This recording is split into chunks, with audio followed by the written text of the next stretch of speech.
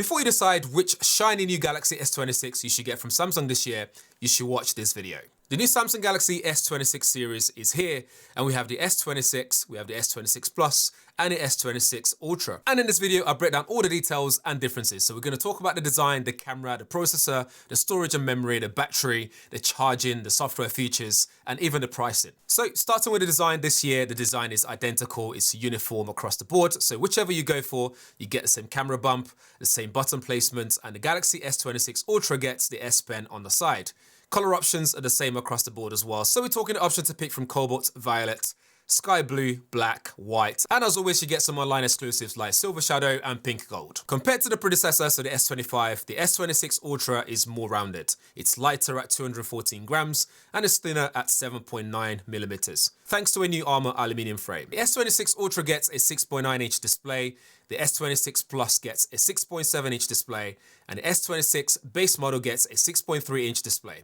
While the screen resolution on the Ultra and Plus models is identical at QHD+, the PPI is slightly higher on the Plus at 516 since it's smaller than the Ultra's 500.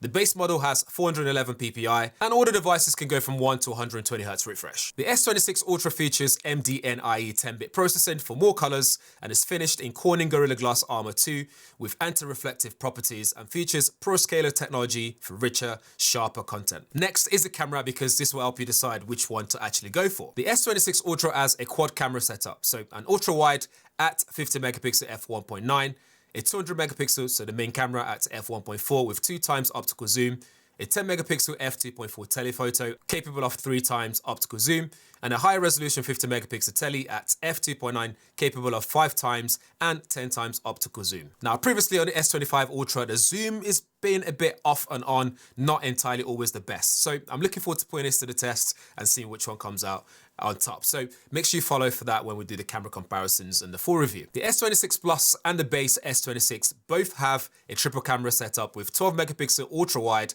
at f2.2. A 50 megapixel wide, so the main camera at f1.8 with 2x optical zoom, and a 10 megapixel f2.4 with 3x optical zoom. The front-facing cameras are identical across the board as well. We're talking 12 megapixel front-facing camera at f2.2. Now, during my short time with it, I've noticed on the S26 Ultra that the front-facing camera is slightly wider. It's very, very minuscule, so not massively noticeable. But where I do notice is the skin color is much better. Even the color reproduction on my jacket, which is red, the Arsenal red, is much better as well on the newer version compared to the S25 Ultra, which is a good sign. 8K video capability is available as well on the S26 Ultra, as is the option to shoot in log or APV thanks to its powerful processor and graphics performance. You can even choose from some of the new lot profile that's available as well, so you can sort of see what it looked like before the fact and just have something baked in ready to go. Next is the processor, the storage, the memory, the battery, the charging speed. Now previously we've had some really good performance, so hopefully we get the same thing again in terms of performance, if not better. The S26 Ultra is powered by the latest Snapdragon 8 Elite Gen 5 for Galaxy, whilst the S26 Plus and the base model gets Samsung's in-house Exynos 2600. The Snapdragon 8 Elite Gen 5 for Galaxy uses a 3nm process, while the Exynos uses a 2nm process. But don't worry, looking at the initial benchmark scores on Geekbench 6, they weren't too far apart in performance, and both on the processor and graphics, and the S26 Ultra was very smooth in the real world when playing Call of Duty, and uses the largest vapor chamber cooling system as well to keep things nice and cool under pressure. Now this is just my initial quick test as I was there with the devices. It doesn't quite reflect what it will be eventually when I do get it in the studio to test it out properly, but that will give you some sort of like initial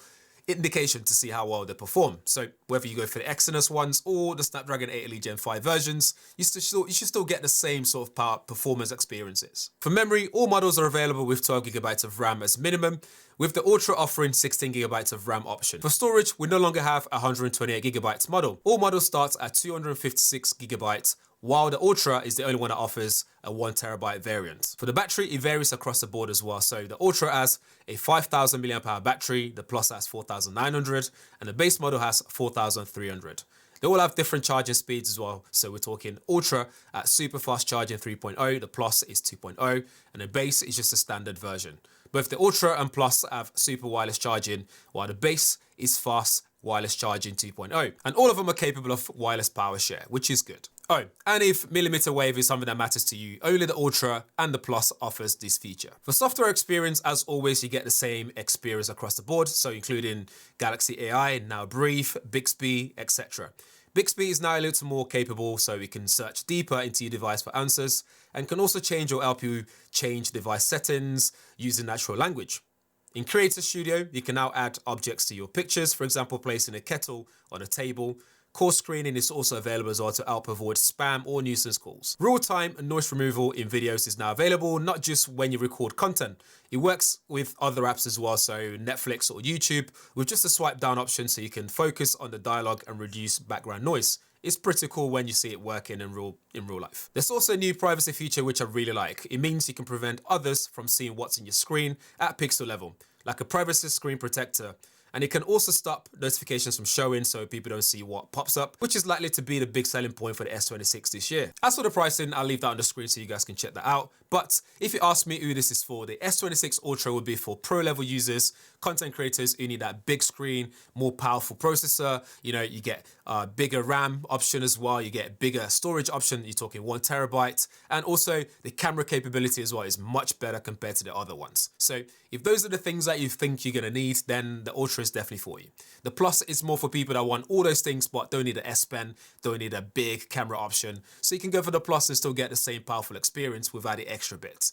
The standard S26 base model is for the everyday users who literally don't want all the singing and dancing option. You still get all the cool software features like Galaxy AI and stuff, but there's no S Pen and maybe the camera capabilities might be a bit less. So you can pick which one suits your preference in that area.